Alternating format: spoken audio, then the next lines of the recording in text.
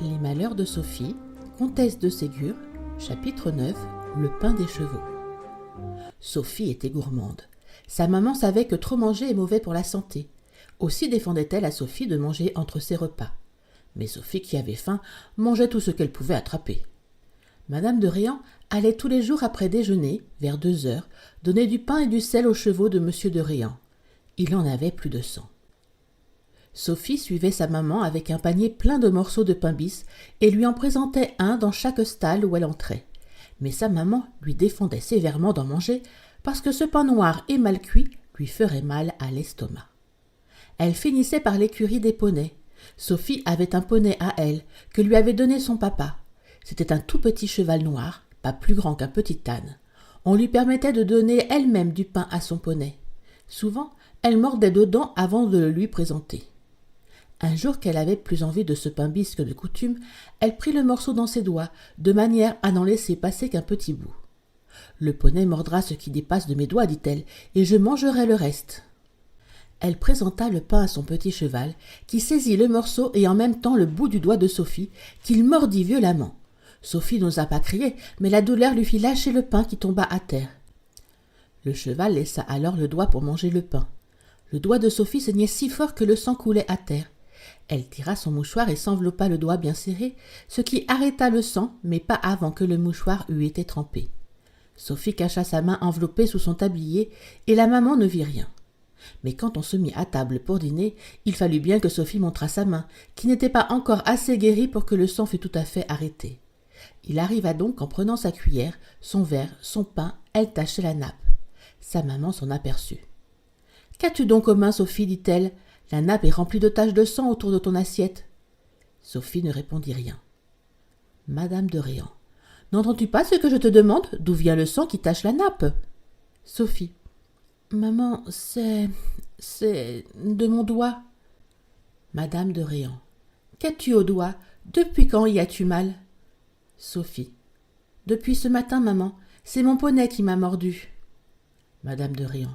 « Comment ce poney qui est doux comme un agneau a-t-il pu te mordre? » Sophie. « C'est en lui donnant du pain, maman. » Madame de Réan. « Tu n'as donc pas mis le pain dans ta main toute grande ouverte, comme je te l'ai tant de fois recommandé? » Sophie. « Non, maman, je tenais le pain dans mes doigts. » Madame de Réan. « Puisque tu es si sotte, tu ne donneras plus de pain à ton cheval. » Sophie se garda bien de répondre.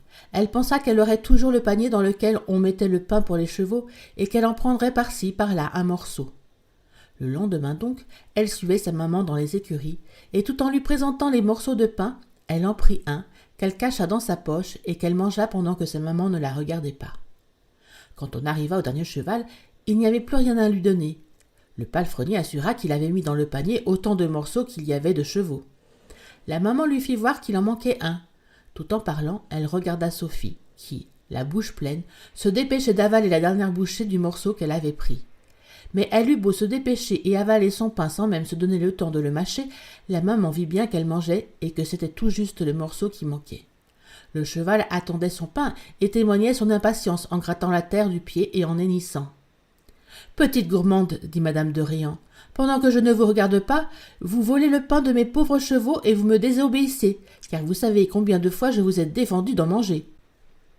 Allez dans votre chambre, mademoiselle, vous ne viendrez plus avec moi donner à manger aux chevaux, et je ne vous enverrai pour votre dîner que du pain et de la soupe au pain, puisque vous l'aimez tant. » Sophie baissa tristement la tête et alla appalant à la maison et dans sa chambre. « eh bien, lui dit sa bonne, vous voilà encore avec un visage triste. Êtes-vous encore en pénitence? Quelle nouvelle sottise avez-vous faite? » « J'ai seulement mangé le pain des chevaux, répondit Sophie en pleurant. Je l'aime tant. Le panier était si plein que je croyais que maman ne s'en apercevrait pas. Je n'aurai que de la soupe et du pain sec à dîner, ajouta-t-elle en pleurant plus fort. La bonne la regarda avec pitié et soupira. Elle gâtait Sophie. Elle trouvait que sa maman était quelquefois trop sévère, et elle cherchait à la consoler et à rendre ses punitions moins dures. Aussi, quand un domestique apporta la soupe, le morceau de pain et le verre d'eau qui devaient faire le dîner de Sophie, elle les prit avec humeur, les posa sur une table et alla ouvrir une armoire d'où elle tira un gros morceau de fromage et un pot de confiture. Puis elle dit à Sophie : « Tenez, mangez d'abord le fromage avec votre pain, puis les confitures. » Et voyant que Sophie hésitait, elle ajouta : Votre maman ne vous envoie que du pain, mais elle ne m'a pas défendu de mettre quelque chose dessus. Sophie. Mais quand maman me demandera si on m'a donné quelque autre chose avec mon pain, il faudra bien le dire, et alors? La bonne. Alors vous direz que je vous ai donné du fromage et des confitures, que je vous ai ordonné d'en manger, et je me charge de lui expliquer que je n'ai pas voulu vous laisser manger votre pain sec, parce que cela ne vaut rien pour l'estomac, et qu'on donne aux prisonniers même autre chose que du pain. La bonne faisait très mal en conseillant à Sophie de manger en cachette ce que sa maman lui défendait.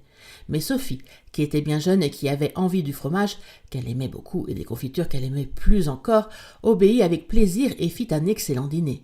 Sa bonne ajouta un peu de vin à son eau, et pour remplacer le dessert, lui donna un verre d'eau et de vin sucré, dans lequel Sophie trempa ce qui lui restait de pain.